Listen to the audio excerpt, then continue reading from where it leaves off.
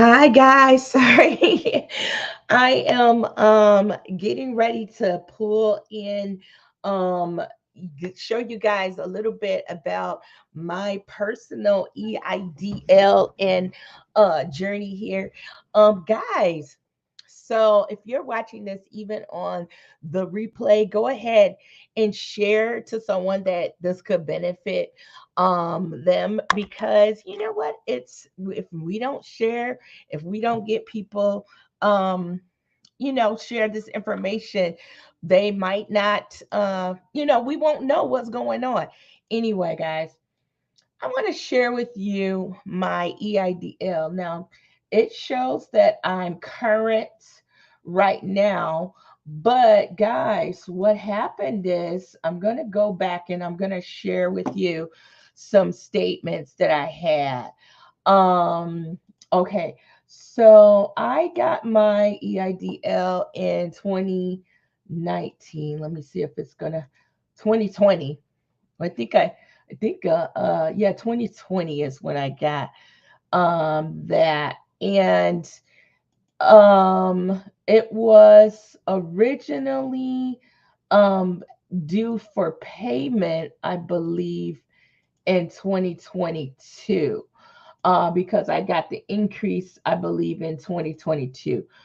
All right. So here's where the issue happened.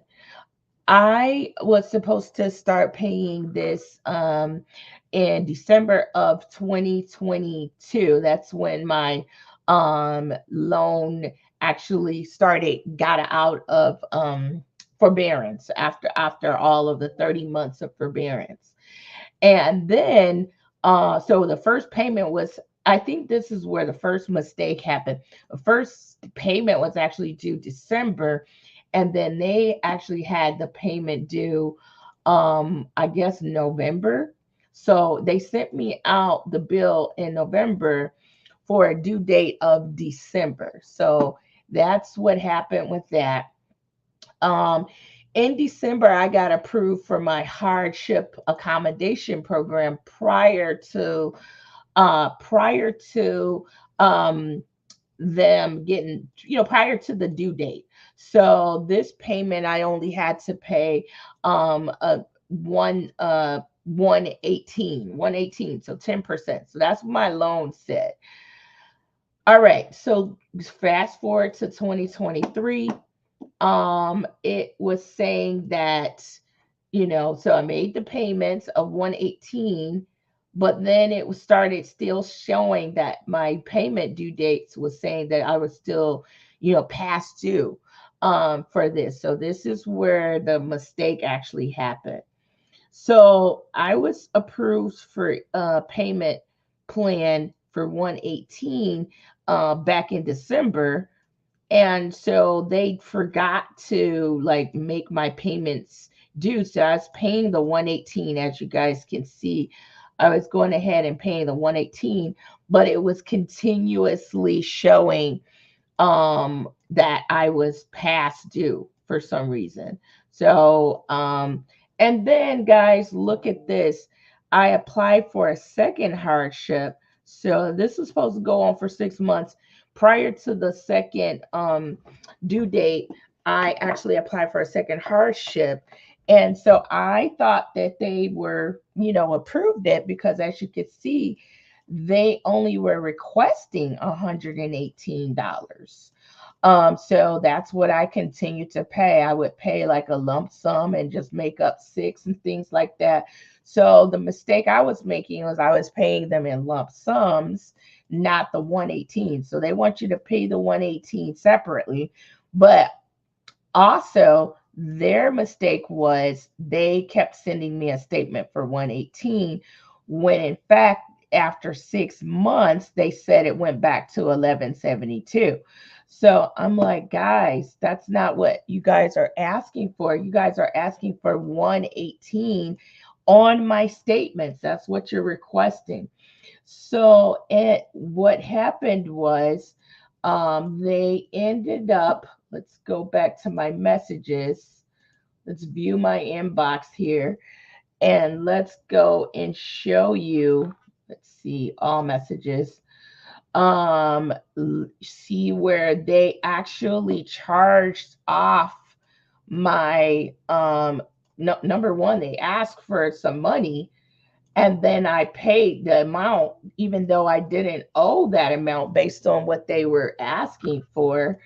And then they actually um charged it off. So it got charged off and went over to Treasury, I guess. I don't think it ever went over to Treasury, but I called my attorney, and my attorney said that they were it's called miss not what is it called? It's called improperly servicing my account.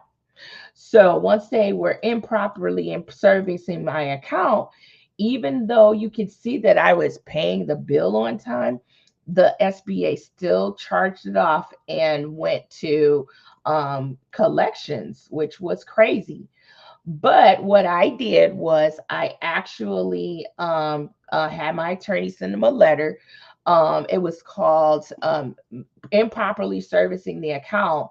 And then basically I paid what they said I owed, even though the statement said I owed something different. So that was the whole crazy part. So now you can see though that they reactivated the loan, and you can see that it is current. So if you're looking to kind of fix that, you have to contact them, and you have to contact them, and you have to continually do that until they fix it. So they did fix it, so that is a good thing. Now guys, I also want to show you so now they fixed my loan. It's current, it's not charged off, so you can get it out of charge off status if they, even if you made a mistake. In this case, they made a mistake and charged it off, which is crazy to me. But hey, stuff happens. But even if you make a mistake, you can get your EIDL loan out of charge off status. Now, guys, after that, there is now a new disaster loan. I just applied for it. So let me just try to see if I can get back to the disaster loan. So you're going to go to my SBA portal. And if you're in Michigan and some different ones, you can apply for a loan, and you're going to go ahead and search for a disaster to apply. And so I actually just applied for this today. So I'm in Michigan. So these are the current, locations where you can apply for a disaster. Then if you put your county in, you can see that, let's see here. You can see if you put your county in, I'm in Oakland County, all of the disasters, my business is in Oakland County. So, and then guess what? If you didn't even have personal physical damage, you can say economic injury, unable to cover your operating costs. If you're on a farm, you can look at those farm natural disasters as well. But then look at that. In Michigan, we have MI 2008 that shows that we had some flood damage. And so you can select this and then look at all the areas that were affected.